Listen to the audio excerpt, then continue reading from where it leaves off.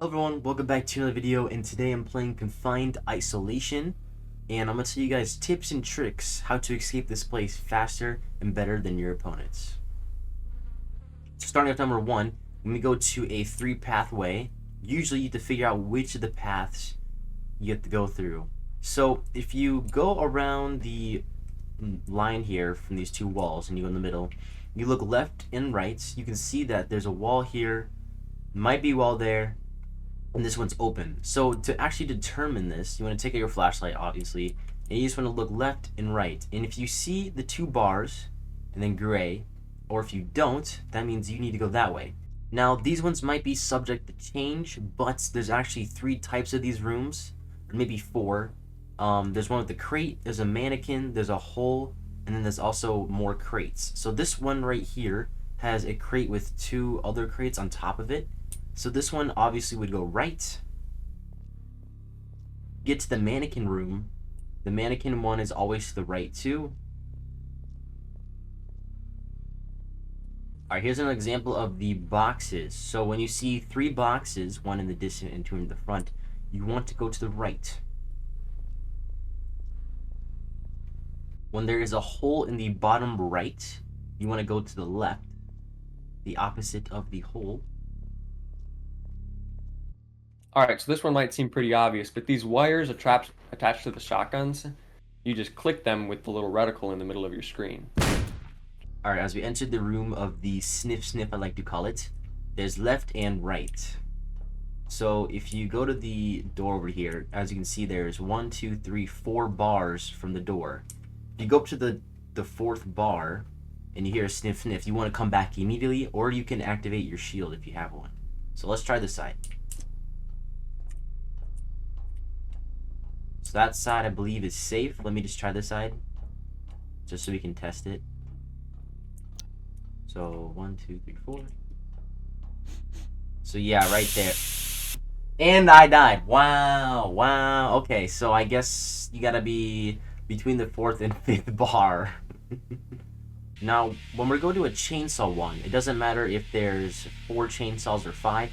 This one's only 4 because this guy's dead. If we go to the corner here, and I have a little bit of speed because I prestige, but it doesn't matter. If we pass this one real quick because this one doesn't work. If we go right here, and when the chainsaw hits, we run forward, and you will not get hit by any of the chainsaws. So this will work without speed.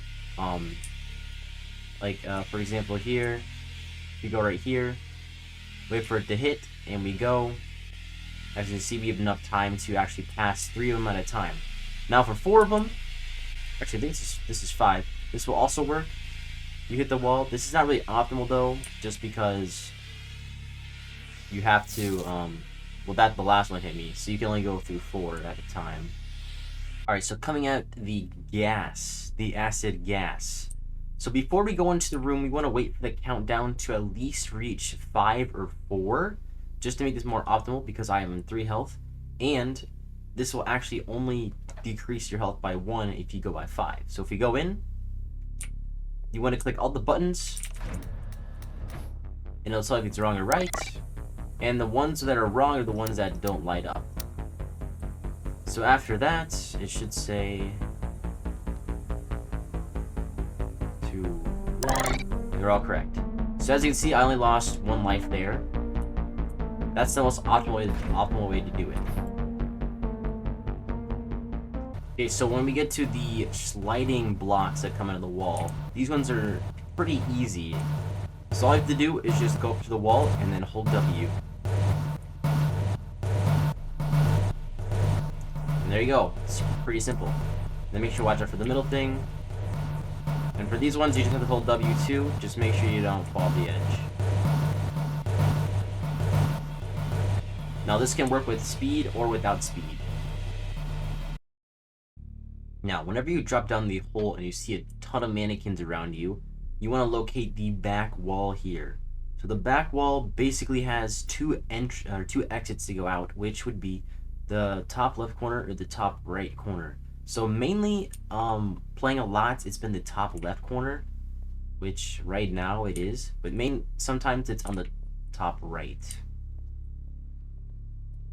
Now, this one isn't really a tip or trick, but I just want to show you guys how to do the number room. So many people are like, how do you do this one? I'm not exactly sure how you do it. So what I do is I turn my flashlight off because you need to be able to see the lights on the wall. When you go in, you want to go to the number and you want to listen and look at the numbers. It will tell you a sequence of numbers, which I think there's 6 numbers, and it will tell you a series of beeps. And when the 6th beep stops, it will wait like 2 seconds until it starts again. So I usually do 3 numbers at a time just so I can, get it down because it doesn't go that close. So just watch. 3, 7, 4. 3, 7, 4. So stop there. 5, 1, 4. 5, 1. And there you go. Alright, as we come to the acid rising, there's only 2 stepstones that you can actually go onto, but the game allows you to go to the second one if you go quickly. So I'm not sure if this will actually change in the future, but you can actually step on the acid like that and it will not kill you. So this is maybe subject to change. The owner might change this, so just be careful. Just a warning. And that, you can just do it in 2 strides. We walk into the drone room. Many people don't know how to do this one. So if the drone sees you in its radius or perimeter or whatever, it will shoot at you and eventually kill you. So usually it's on the right or the left. The left is a bit easier but harder, if you get what I mean. So the right side, you can see the green lights. So once it goes away, you want to run under the camera. If you don't feel like you're going to make it, just crouch under that platform right there. And once you're under, it does not see you. And then you can just keep going on your merry way. Now when we go into the warehouse, my friends like to call it, there's a room on the right, on the left, and there's also the exit to get out of here, which is up there. So usually I like to check this place for medkits or bandages, which are kind of quite rare in this game to actually find. Usually they spawn in like on the shelves here. I've actually found a medkit on the shelf that was sitting right here, but they can also spawn up here. Now these would be good for like the runs. Oh look at that, it's a bandage.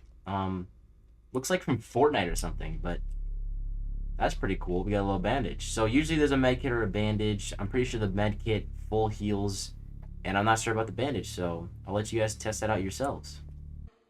Alright, that's really it for floor 1 of tips and tricks. We're going to go ahead and head on to floor number 2.